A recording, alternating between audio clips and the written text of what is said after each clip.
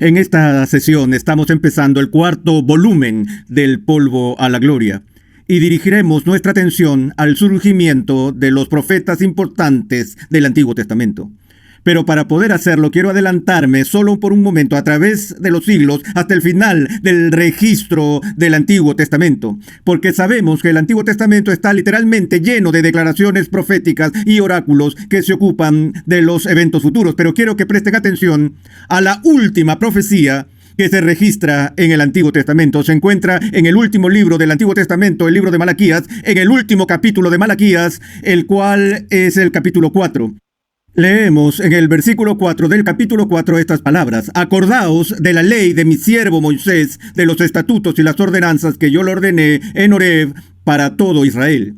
He aquí, yo os envío al profeta Elías antes que venga el día del Señor, día grande y terrible. Él hará volver el corazón de los padres hacia los hijos y el corazón de los hijos hacia los padres, no sea que yo venga y hiera la tierra con maldición. La última profecía del Antiguo Testamento es una profecía sobre el día que vendrá el Señor. Y el contenido de esta profecía es que antes del día que venga el Señor, Dios enviaría a su profeta Elías. Ahora bien, creo que es significativo que aún en el día de hoy, según las costumbres del judaísmo moderno, durante la celebración de la Pascua, cuando la mesa está puesta, siempre queda una silla vacía a la cabecera de la mesa. Nadie debe sentarse en esa silla durante la celebración de la Pascua, porque esa silla está reservada para Elías.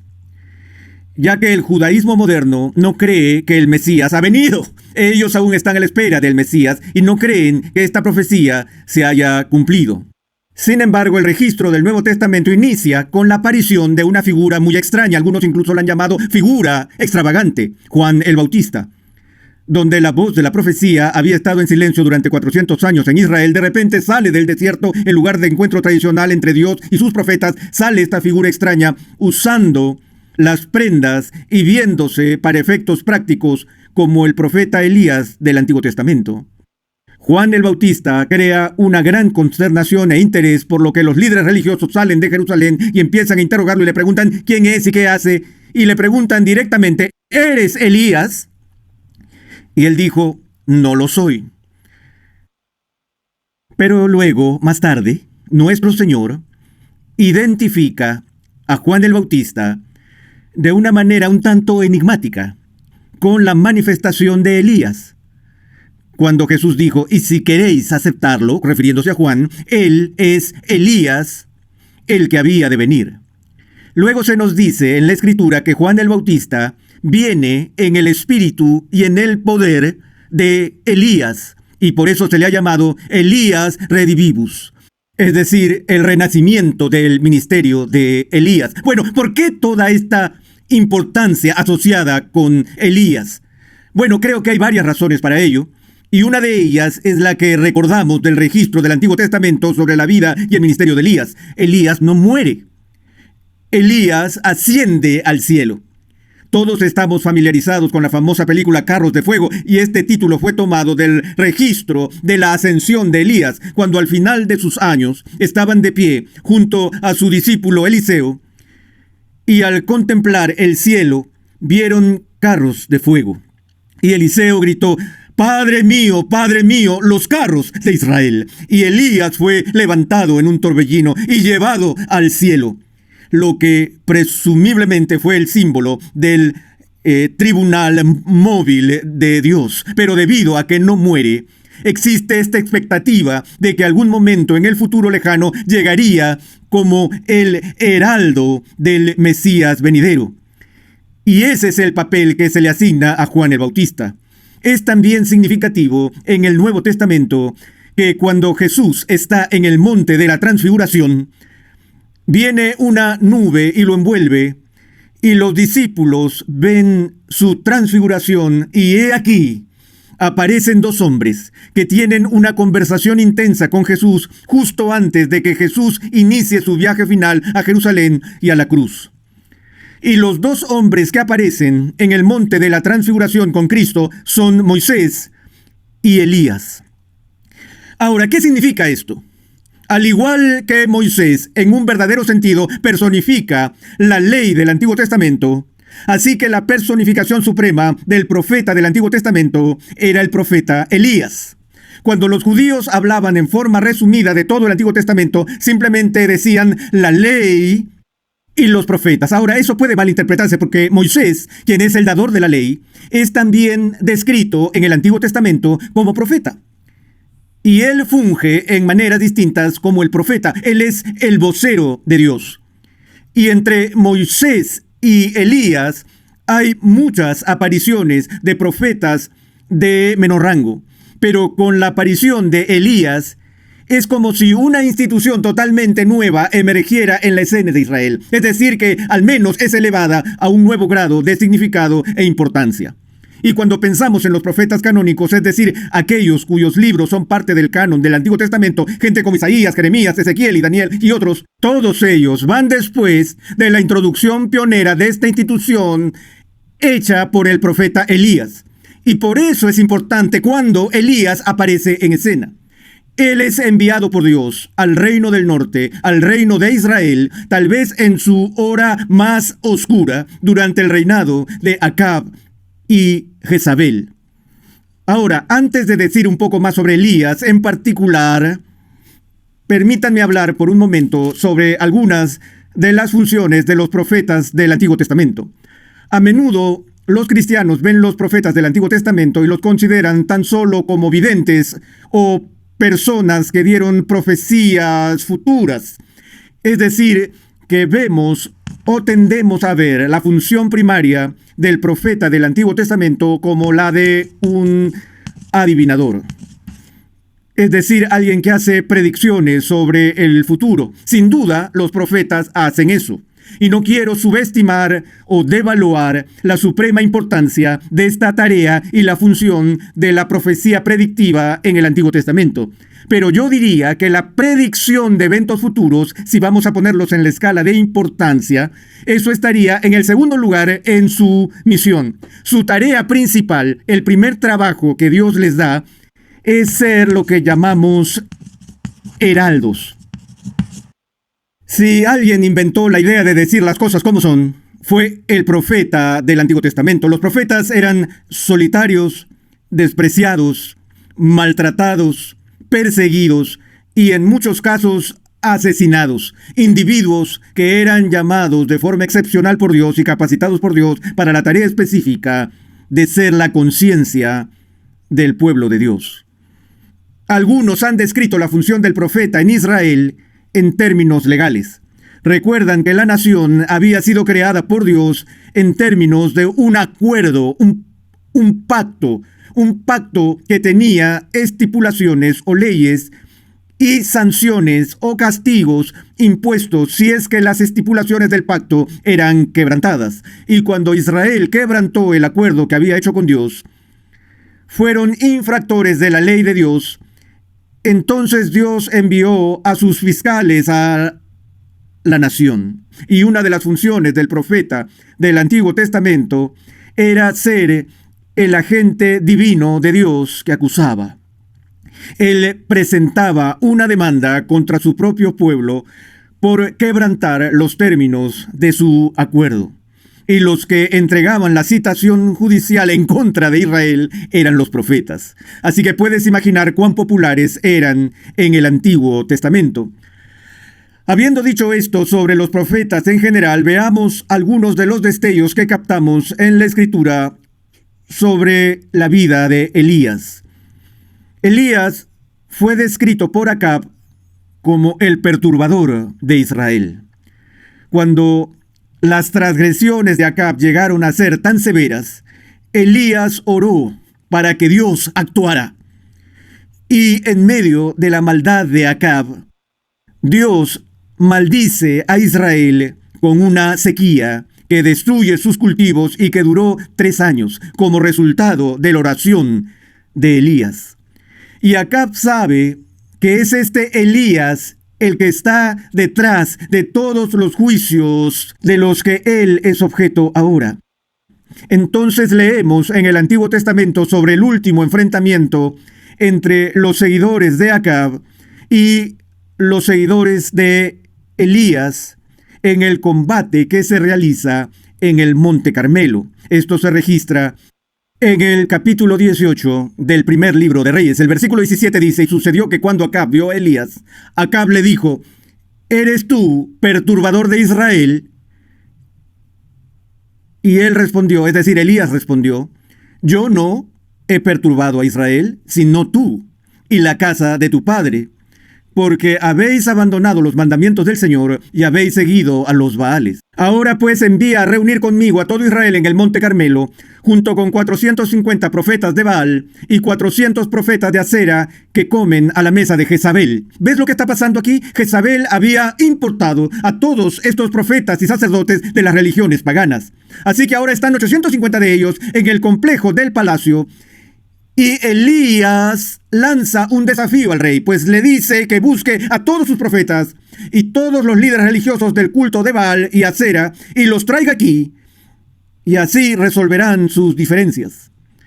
Acab envió mensaje a todos los hijos de Israel y reunió a los profetas en el Monte Carmelo. Elías se acercó a todo el pueblo y dijo: ¿hasta cuándo vacilaréis entre dos opiniones?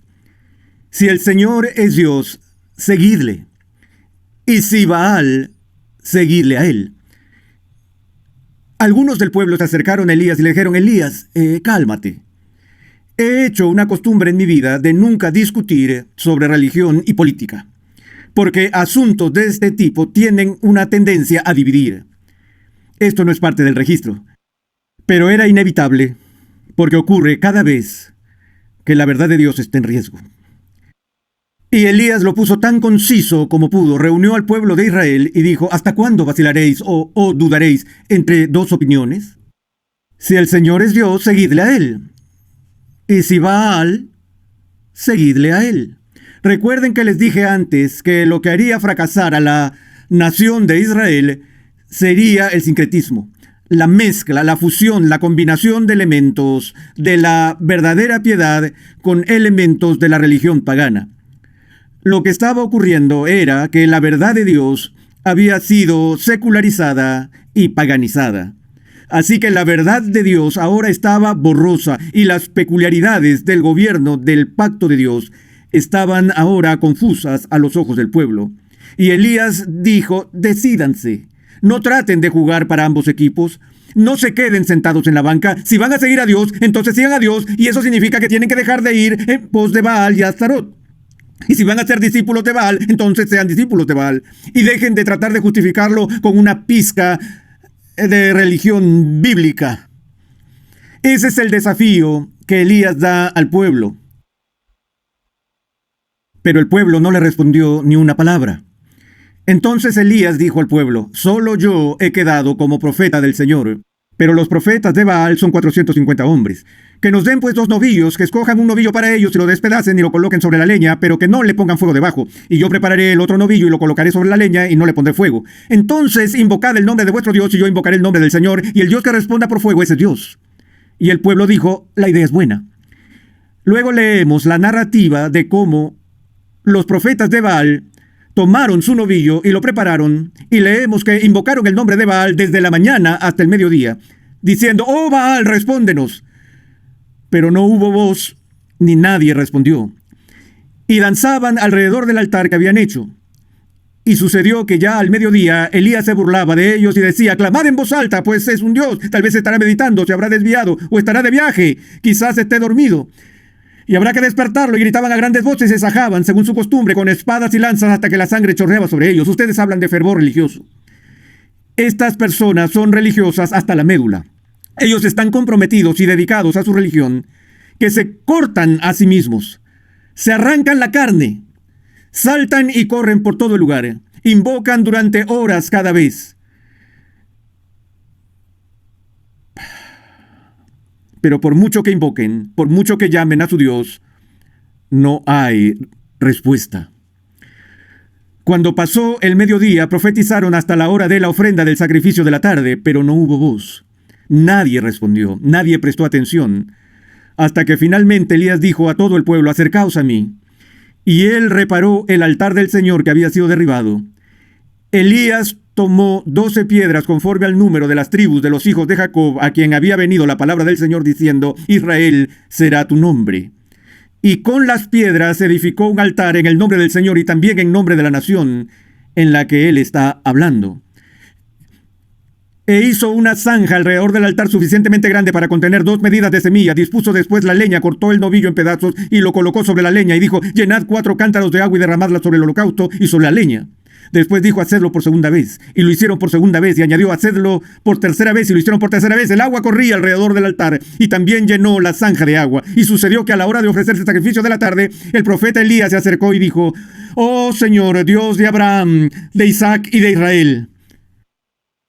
Él está diciendo esto en la presencia de personas que eran descendientes y que fueron juramentados por lealtad del pacto para seguir al Señor, Dios de Abraham, de Isaac, y no en este caso Jacob, sino Israel.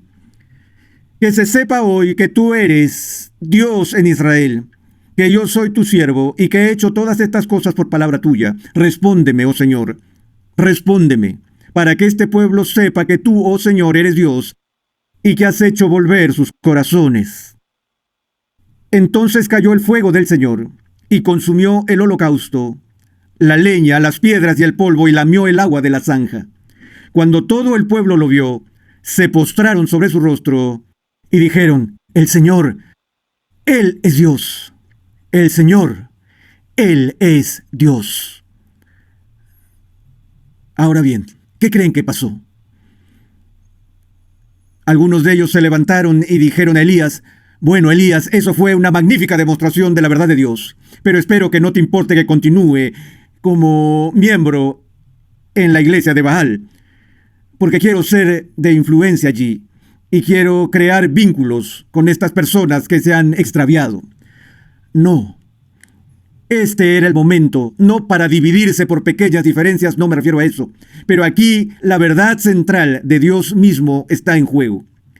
Y esto es lo que Elías hizo con el poder de Dios. Los milagros rodean su vida. Él levanta a una persona de entre los muertos.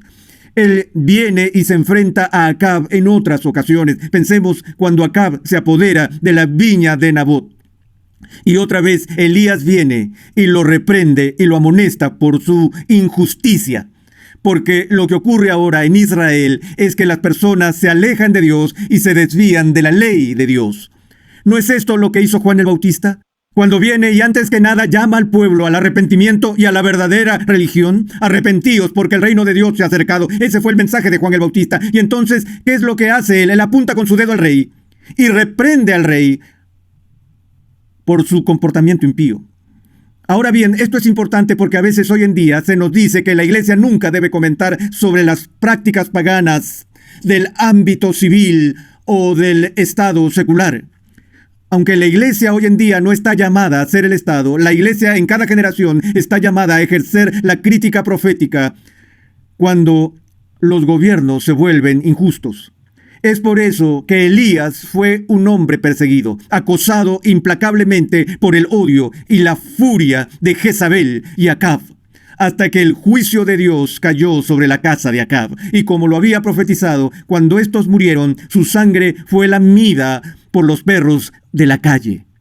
Lean toda la historia de Elías. Es rica en drama e ilustra lo que era típico en la vida de todos los profetas piadosos en el Antiguo Testamento, porque el mensaje de Elías debe ser escuchado hoy y en cada generación.